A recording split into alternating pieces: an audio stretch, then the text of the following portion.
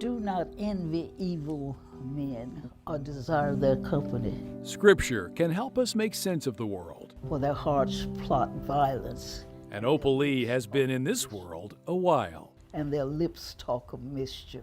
Proverbs 24.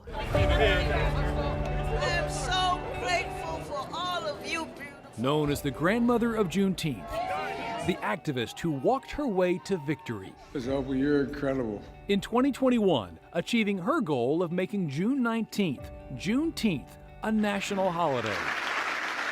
But it was on that date in 1939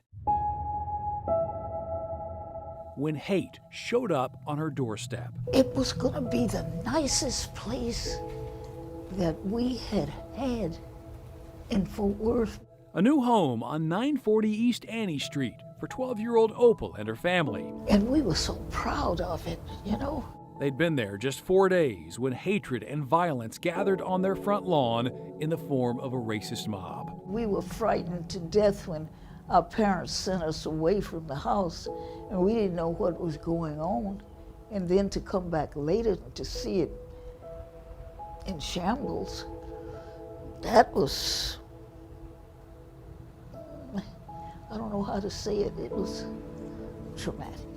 Newspaper reports say a crowd of 500 forced them from the neighborhood before vandalizing their home and burning their belongings. I talked to Opal about it, and she said she doesn't remember too much from that night, and perhaps to her parents' credit, they didn't talk about it. Gage Yeager, CEO of Trinity Habitat for Humanity and a friend of Opal Lee for almost 30 years. How would you describe her to someone who hasn't met her before? She leads with compassion and energy. This is our model home, and this is representative of many of the homes that we build. And Yeager has been building Habitat homes for more than a quarter century. we typically do 50 to 60 new homes a year.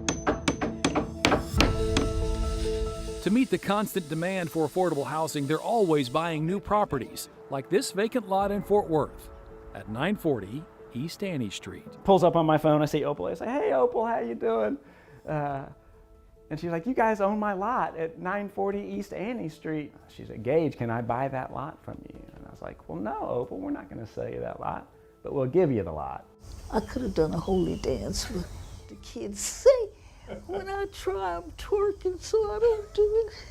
As if it was meant to be, Habitat also offering to do what they do best, build Opal Lee a brand new home right where her family's old one once stood. Just think, another house here. How hard is it to envision what you're going to see here? It's not hard. I've seen the Habitat houses, and I love them. Ooh, I do. Habitat's already hard at work, drawing up plans for a build like no other. Community donations providing the funding, volunteers the labor, and Opal Lee the inspiration. We're there to partner with a friend to build a home and in a little way erase a big negative from all those years ago. Is this an emotional story for you? Sure. I mean, how can it not be with all the hate and violence that has been out there, and it's better than it was, but it's not where it needs to be. And so, sure, you come around to this and play a small part in a bigger story, hopefully a narrative that's going in a good direction. We're here to celebrate Miss Opal Lee. So on Opal Lee's 97th birthday, she and a few of her closest friends gathered to celebrate. Happy birthday. And to break ground. 1, 2, 3. Ready to lay the foundation for what's soon to be a full circle moment.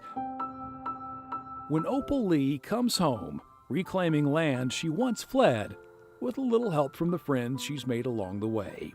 A triumphant victory in a battle she's fought for a lifetime, reminding us of an important lesson in the words of Martin Luther King. Darkness cannot drive out darkness.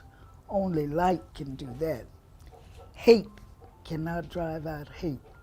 Only love can do that.